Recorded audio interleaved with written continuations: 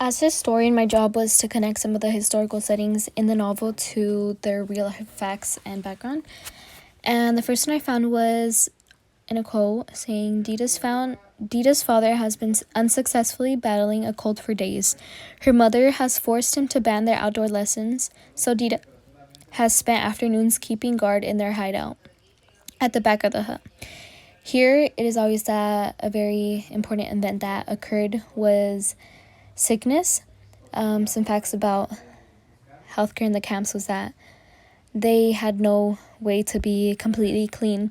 There were no sewer systems in the camp, and there were only a few showers available.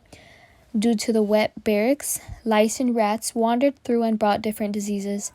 People who were found with the disease were put in Durchgangszimmer, which was basically a room where sick people would go. The patients could be seen by doctors, which could easily claim them terminal and would be instantly killed by an SS soldier. Prisoners did not have the proper care and sanity to keep themselves healthy, and there was no way out of it. Below, I inserted a picture of a girl and a little boy with dead bodies all around, most likely being dead from not having any medicine or anything to cure their disease. The next one that I found was on page 159, and it says, on August 24th, 1943, a trainload of 1,260 children from Bialystok arrived in Terezin. More than 50,000 Jews had been entered into the ghetto of the Polish city, and over the summer, the SS had systematically terminated all the adults. Bialystok was located in Poland and used to have a large population of Jewish people. During the liquidation of the Bialystok ghetto, 1,260 children were seized by the SS. They selected 53 residents from the ghetto to act as if they were a caregiver.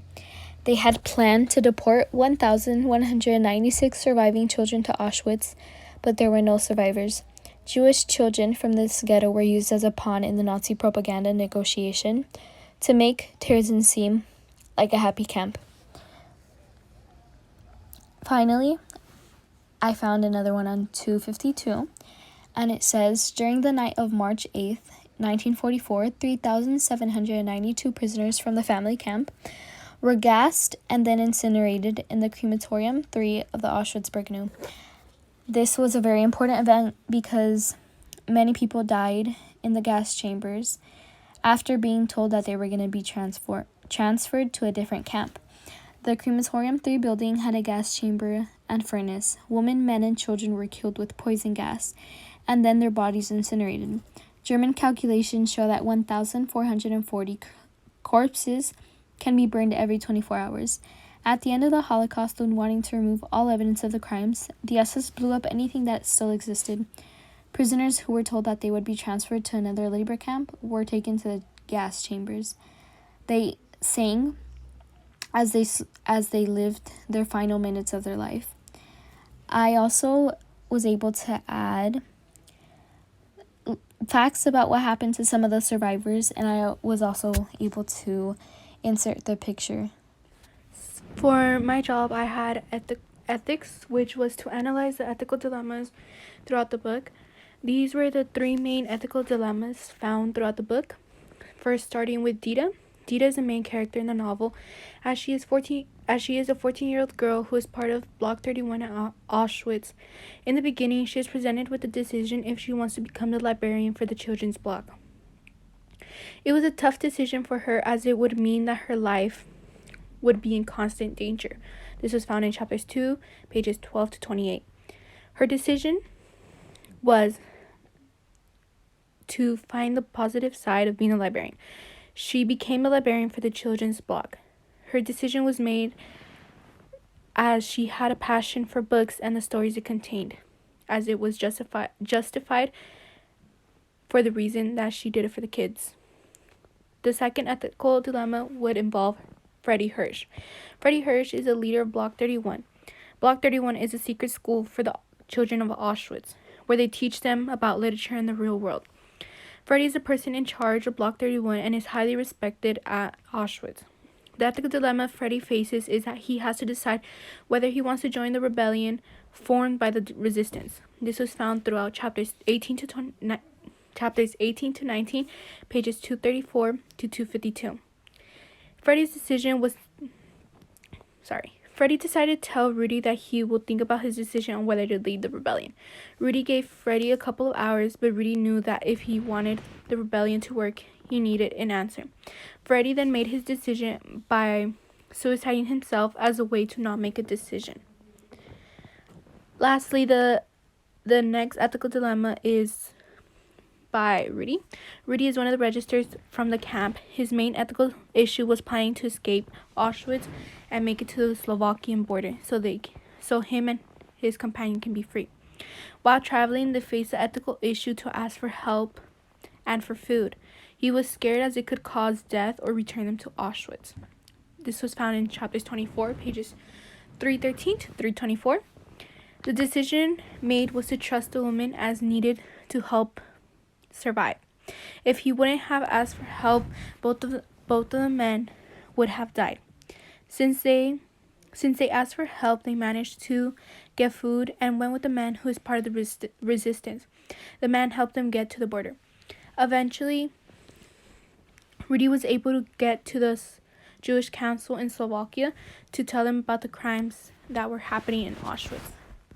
These were the ethical dilemmas found in the Librarian of Auschwitz. The job I had was to find connections between the book and the world. The first connection I made was a personal connection. The Librarian of Auschwitz can connect to our lives as teenagers drastically. One of the biggest ideas is that during this time of the concentration camps, none of the prisoners had the courage to speak their mind and stand up for themselves. As I have observed, this is very similar to teenagers, because of the idea that many teenagers are closed off and are afraid to open up to others with their opinions.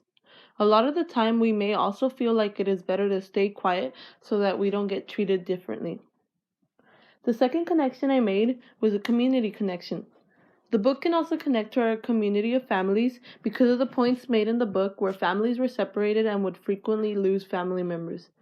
An example we see in the book is when Dita's father dies due to the awful fever that kills him. Not only does she lose her father, but we later find out that her mother also dies due to an illness after they were seen as free people. This can connect to our lives to when we lose people closest to us because the pain we feel is unbearable, but we must continue to live our lives because that's what they would have wanted. The last connection I made was a connection to the Holocaust. This book can connect to the Holocaust because of how the concentration camps were during the Holocaust. The major similarity is the idea of how the SS soldiers killed millions of innocent people in the concentration camp of Auschwitz, which was the same situation during the Holocaust, where 6 million innocent Jews were killed. They were killed by shootings, gas chambers, starvation, or illness. These were the connections found in the book The Librarian of Auschwitz. We have Dita holding a book. She is hiding it behind her back as she spots SS guards from afar. Many times during the novel, she is at risk and finds herself almost getting caught with the books in her hand, in which weren't allowed within the camp's premises. She has this task of taking care of the books because she is known as a librarian, in which makes her important not solely in Block 31, but the whole block itself. And so Dita had to be very careful with who she give the books, when, how, and when she'd bring them back, and so on and so forth. And Block 31, which you can see in the drawing as well, was a secret school in which kept many of the children occupied at the camp. Many things happened within this Block 31, and it made the book, it had an important role in the book. And we also, in the image, we also see SS guards from afar, and in which seem to be having a secret discussion, which seems to be very serious as well. In addition, we see the gas chambers, which is the building in the far back, and this plays an important role as well, not solely in the book, but the whole situation with Auschwitz and the Holocaust, because this is how many individuals died, which they were placed into a gas chambers room and killed. Book, The Librarian of Auschwitz. This book not solely represents Dita's job as a librarian within the camp, but it can also represent her passion for reading books. In addition, we can see the train tickets. The train tickets can signify the new start after Auschwitz for Dita.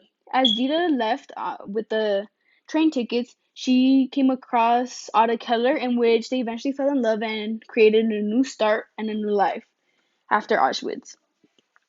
In the bento box, we also have the flower box. The flower box can signify the hiding spot for the books. Many times and many occasions during the novel, Dita had to hide the books because they weren't allowed within the camp's premises, in which the box can really signify how she must hide the books in the secret area.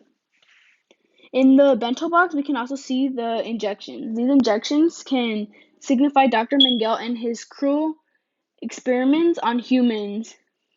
He was very inhumanely and he would do the most just for him and his new discoveries, in which most likely most of the time did not work at all. For instance, he would try changing a human's eye color with ink, and which obviously wouldn't work because that eye color it comes from genetics.